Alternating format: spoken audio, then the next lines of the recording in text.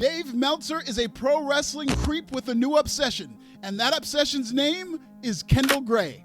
On the surface, this sounds like great news for Kendal, who's just 2 years into the business and already has the world's most decrepit wrestling journalist glazing her like she was an early 20s hamhock. But anybody who said there's no such thing as bad press is lying to you.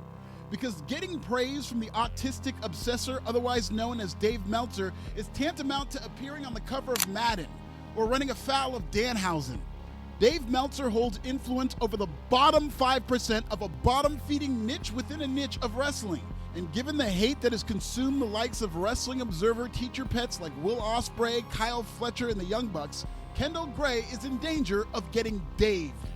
Dave Meltzer really does have a Mr. Magoo effect, especially when it comes to everything he loves. He blindly praises a subject only for that subject to burn to the ground as he stumbles around obliviously, completely ignorant to the harm he's caused. Dave is very effusive with his praise, but because of how little respect Dave Meltzer commands in the wrestling space, all that glazing ends up doing is creating a villain vicariously. Kendal Grey just got here, and she's already hated by the Mercedes Hive because of some Dave Meltzer said. She's going to be the best woman wrestler this country has ever produced. Seriously. She's way better than Mercedes was at the same stage. I'm not saying she's the biggest star, but in the ring, who's even at her level of wrestling in the past, present, or future? There's nobody. So Dave Meltzer says that Kendal Grey will be the best wrestler that this country, the United States, has ever produced, setting off a wave of what about Mercedes Mone? That type of unnecessary pressure has already positioned Kendal as an op of one of the most obsessed fan bases in all of wrestling. Kendal is getting Dave, which is the process of Meltzer unintentionally creating a lolcow out of a wrestler, all because he's the least likable fake journalist in the history of wrestling. And that list is longer than the PWI 500. This is one of my favorite analogies, but it bears repeating. Dave Meltzer complimenting talent is exactly like Lenny Small from Of Mice and Men petting a puppy, rubbing a rabbit, or even running his gnarled fingers through a woman's curls so aggressively they die. Seen a little discourse on how Kendal Grey is better than every AEW women's wrestler not named Mercedes, and need your honest thoughts. Is she better than the likes of Stat, Willow, or Jamie? Yes. This Kendal Grey is awesome. She's just a natural super athlete. That's the deal. She's, some people, like Kurt Angle or something, or Owen Hart, they just got it. Jun Akiyama. It's like they need to get her. They need to make her a superstar because she's a superstar waiting to happen. Even more than Soul. Kendal Grey, I thought, was just fantastic. She's awesome. She won. I mean, she's going to be a superstar. Excellent match. I think it was better than any women's match in WWE that did not involve Io Sky this year. Okay? Because definitely there's some Io Sky matches that were better. But aside from that, I would think it was really high end. Yeah. Kind of just a show, really. Yeah, they need to have more of Kendal Grey. This is the essence of getting Daved, and some of his victims range from Brodie Jr. to Tony Khan. Today, we're going to talk about Dave Meltzer's creepy new obsession, the dangers of a Dave Meltzer cosign, and some major signs that AEW secretly gave up on developing any of its own talent long ago. Subscribe in Swahili.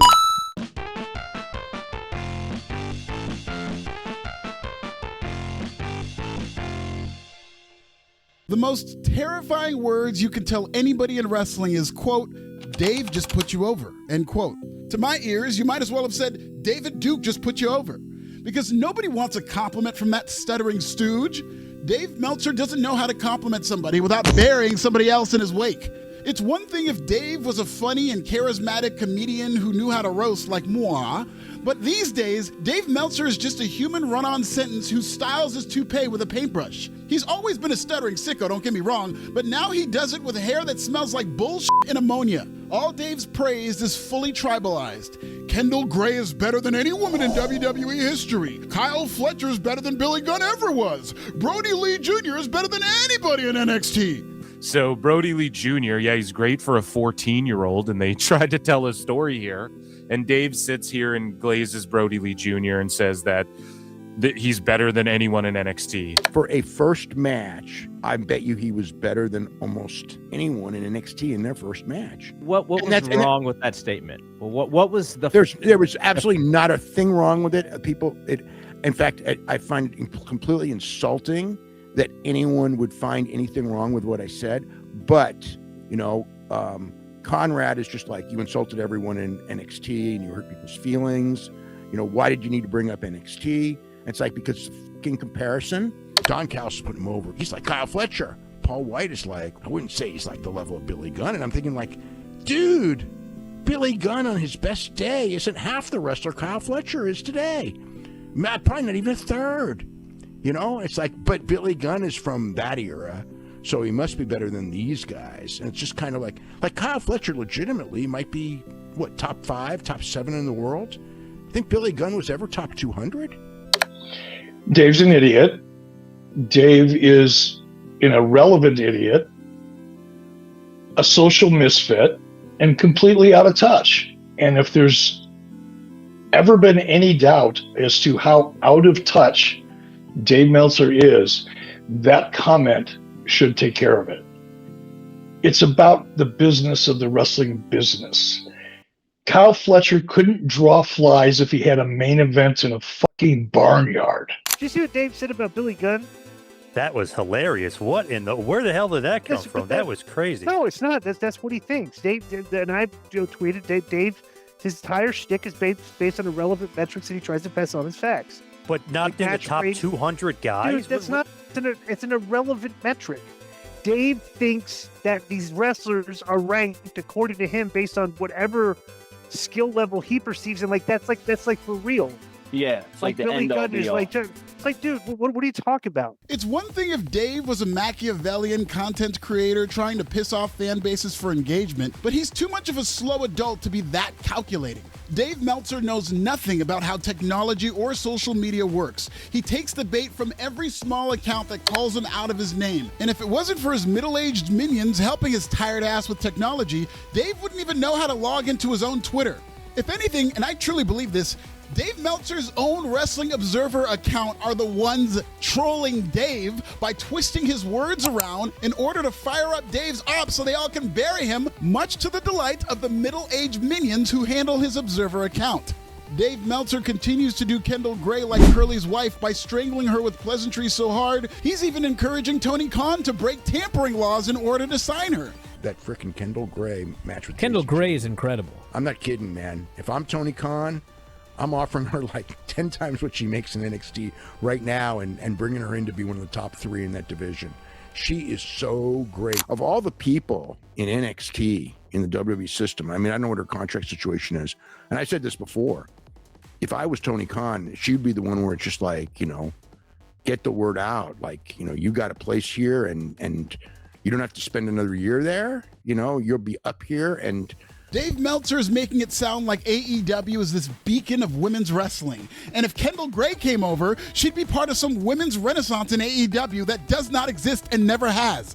AEW is exactly where you don't want to go as a women's wrestler unless you absolutely have to. Women's booking is a disaster under the watch of message board bound Nepo baby Tony Khan, who books wrestling like all the matches have to take place in a men's restroom. Dave Meltzer is compromised by AEW because Tony Khan books a type of low IQ, high work rate wrestling that makes tape traders as hard as it makes the ratings soft. I've never ever spoken about this on this app ever, but Tony Khan used to be a junior correspondent for the Wrestling Observer newsletter, which is like curating leaked footage of an all-male freak-off. As a result, Meltzer is allergic to criticizing AEW, and what he won't tell you is that AEW's women's division is a joke. This company will be celebrating its 50th pay-per-view by August, and in its entire span as a pro wrestling promotion of the 2020s, AEW has never, ever had a women's match main event. Women typically get one quick match per week on Dynamite, if that. AEW's most successful woman is Mercedes Mone, and not only did she disappear from the face of the earth, but most of her success came outside of AEW, where she was collecting belts in other promotions. The idea that Kendal Grey is going to better her career in the manosphere promotion of AEW when she's already being pushed by the biggest wrestling company in the world is nothing more than partisan AEW bullshit propagated by a slow adult. Kendal Grey has no less than 6 whole promotions to work under the WWE umbrella. Telling her to go rot in AEW's Old Boys Network is some of the worst career advice since Britt Baker signed with AEW. And let's talk about that for a second. AEW has quietly shifted its focus away from homegrown talent and toward ex-WWE guys. The Hurt Syndicate and Chris Jericho shined during the same stadium stampede that already featured the Elite. Jericho is in the twilight of his career, and instead of working with AEW originals, Jericho is giving the rub to the ghosts of NXT like Ricochet, who will never be a main eventer, and now 40-year-old up-and-comer Tommaso Ciampa. AEW original Britt Baker is still rotting on the AEW bench. Daniel Garcia had a dance that got over, and now he's just an NPC with the Death Riders. Sammy Guevara was promoted as a pillar, and now he's an NPC with ROH. Wardlow could be back in the fold by the time you're reading this, but he went from the next big thing to the next nothing years ago. Brian Cage looks like a world beater. He's in the best shape of his life, has a better physique than anybody in AEW, can work like hell, but he just came back to do random jobs, get it how you live. Jungle Boy keeps losing. Jay White is MIA, all while the entire AEW sickoverse pines for WWE guys in their 40s to save AEW. So many of the wrestlers from AEW have really made a lot of teases about New Day. If he was in AEW, I mean, you know, he'd be like he's so much like, I think of Pac, right? Okay, because Pac's like this great worker, but Pac doesn't have his charisma. Pac doesn't have his talking ability. I know people in AEW who wanted him there in the worst way. This is hilarious. AEW is not cool. They're the whitest wrestling company in the history of the world, and they never got the memo of how important black culture is to being cool and getting over. AEW is stuck with an unenviable hodgepodge of interchangeable honkies.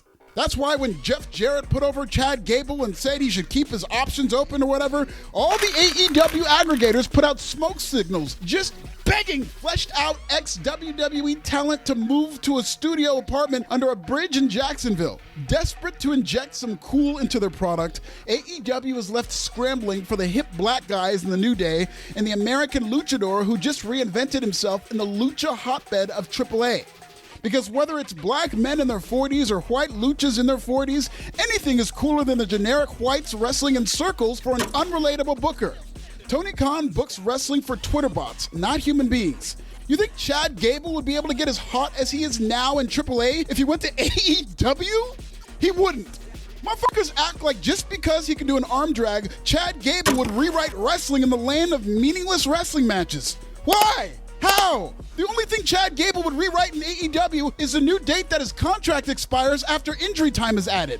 Don't talk to me about great wrestlers. Great wrestling isn't the problem in AEW. There is a murderer's row of great wrestlers in AEW who disappear faster than Kip Sabian. If Bobby Lashley, Shelton Benjamin, Keith Lee, Juice Robinson, Tony Storm, Max Caster, Anthony Bowens, Myron Reed, Mercedes Mone, Britt Baker, Willow Nightingale, Ace Austin, Chris Statlander, Thunder Rosa, Jade Cargill, Angelico, Andrade, Malachi Black, Miro, Austin Gunn, Colton Gunn, Bishop Khan, Toa Leona, Brodie King, Brian Keith, Big Bill, Jay Lethal, Lance Archer, Brian Cage, Wardlow, Scorpio Sky, The Outrunners, Jamie Hayter, and 1,200-day world champion Athena can't main event in AEW, then what in the stuttering fuck makes you think Chad Gable or Kendal Grey will? Because if WWE is the Michael Jordan of wasting talent, which it isn't, AEW is the entire 92 Dream Team of that shit. And Dave Meltzer's weird obsession with Kendal Grey should read as a warning, not a recommendation. Dave Meltzer has made a career out of being wrong, and for everything Dave Meltzer got wrong in 2025, check out this video.